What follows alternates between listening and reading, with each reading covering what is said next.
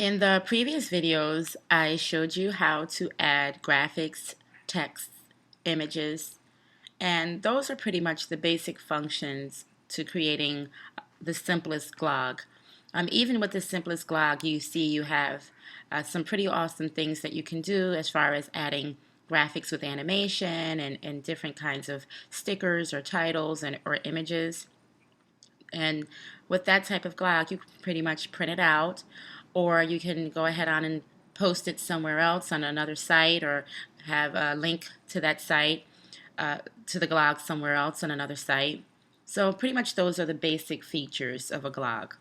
However, as I promised you before, I want to show you how to do video, sound, and data, as well as a drawing. These will pretty much make your glog more enhanced and give you more interactive features, which really sets Glogster apart from other type of presentation tools.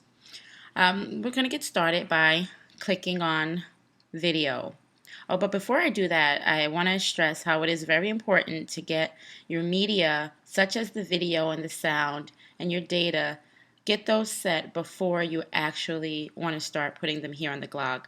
It might take a little while to search for the type of images or type of videos and sounds and data that you would like to use. So I would get all of those ready first before I begin doing the glog. That way you can get a better idea of how you want to lay it out and what steps you want to follow, things of that nature. But once you do gather all the media, it's pretty simple to go ahead on it and put it onto your glog. I've already gotten my media together. As you see here, I've put it on my desktop. It's on the side. So everything that I'll be putting into the glog, have already saved and put on my desktop. Okay, so let's start by clicking video. As you noticed, you have different options in the video gallery. You're able to get videos off of SchoolTube, which is pretty cool, especially if you know that SchoolTube has a video that you're looking for that people are willing to share. Or you can upload your own videos, or link to a video, or grab a video of yourself from maybe your computer's webcam. I'm going to go ahead on and click upload. And as I told you before, I have the video on my desktop. And this video is pretty much a video that I had already done on Glogster. So as you see, once I clicked upload, you see here at the top that it is uploading this file for me.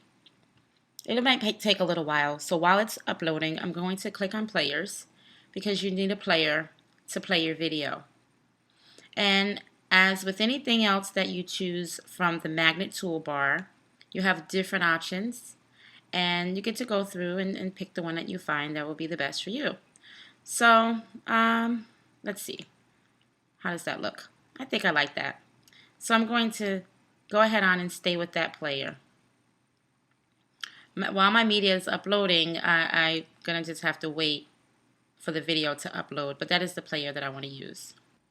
Now that my video has finished uploading, you can see that it is embedded inside of the player that we chose. If I'm satisfied with the way the video looks inside of the player, I can go ahead on and click use it. Otherwise, I can go back to players and play around and switch it to something that I might find better to use. For now, I pretty much am not so satisfied with that one, so I want to take a little time to find something that might be better. And I think I like that one. So now I'm going to click use it. And I'm going to go ahead on and exit out of this window. And as you can see, my video is on top of my wall now of my glog. Right now the video is not going to play because it's still in edit mode. Here you can go ahead on and resize it and stretch it to maybe fit the area or space that you have available for the glog.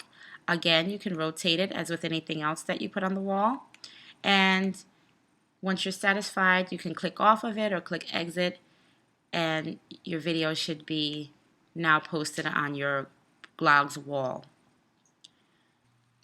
So now that I've added video, I want to add sound. And to add sound, you do it pretty much in the same way you add the video.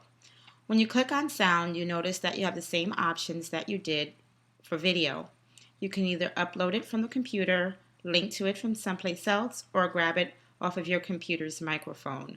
This would be great if you wanted to narrate your glog, or if you wanted to record your own voice for some other reason and put that on your glog. I'm going to upload it from my computer, so I'm going to click on upload. And as I previously stated, I already have it saved on my desktop to find easily. I find my file, click open, and as with the video, the file will begin to upload. This file will upload quickly because it's smaller than the video file. Now that the file has completed uploading, across the top, you will see that it's now being put into the gallery. This might take a few minutes, so while it's uploading here in the gallery, I'm going to click on the players to choose the player that I like to use. As with the other media in Glogster's magnet toolbar, you will see that you have the same options. I've already chosen the magazine and journal option, and I think I would like to choose the one that says play. Now I'm going to go back to audio to see if my music file has finished uploading, and it has.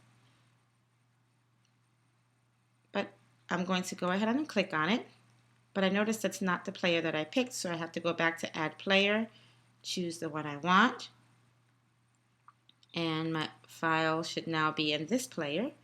So I click on my audio file that I want. The player is already there.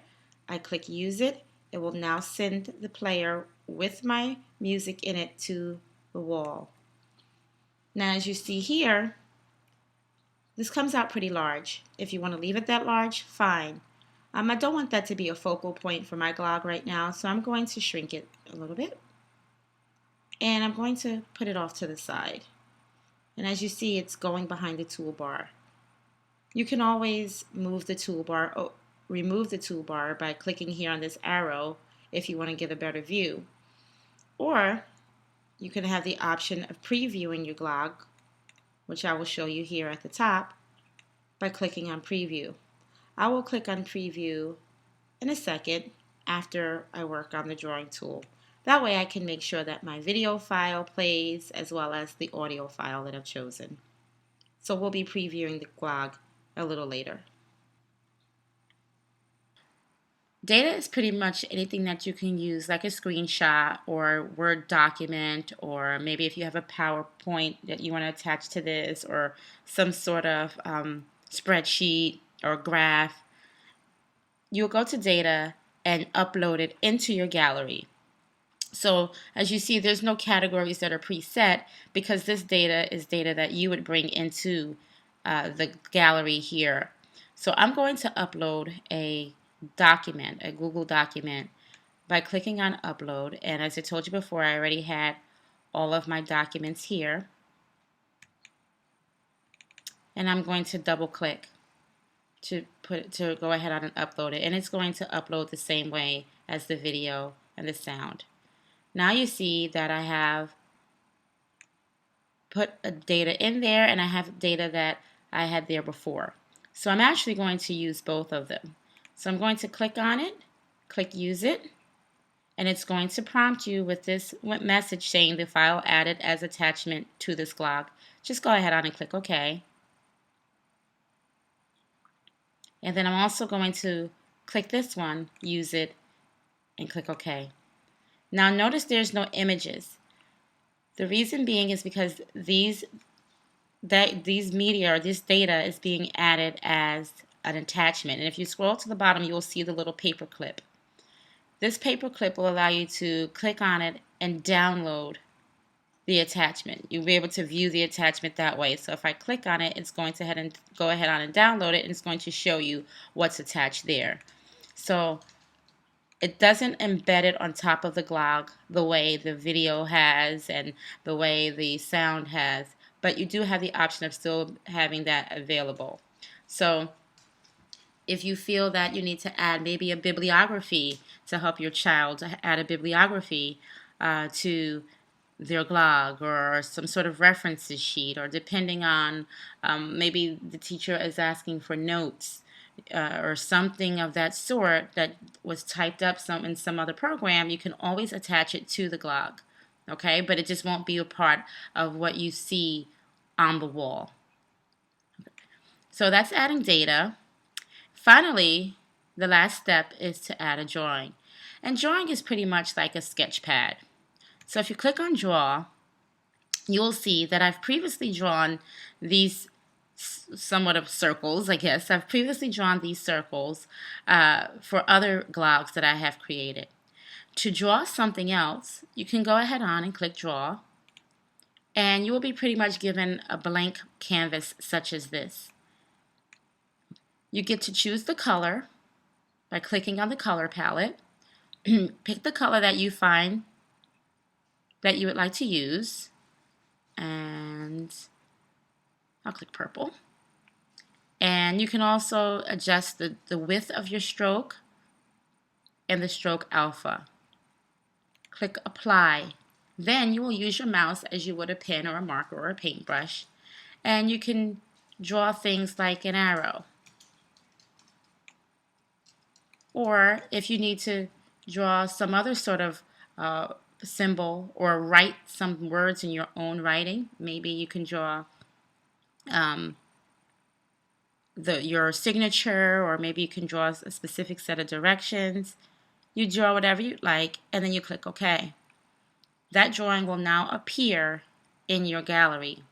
To use it, you will click on your drawing and click use it, and it will automatically put your drawing onto your wall. And I seem to have clicked it twice, so I'm going to delete one of them, and I'm going to move the other one to where I see fit. And again, you can adjust it by dragging the arrows and rotating it, or doing whatever you feel. And when you're done, you can just click off of it.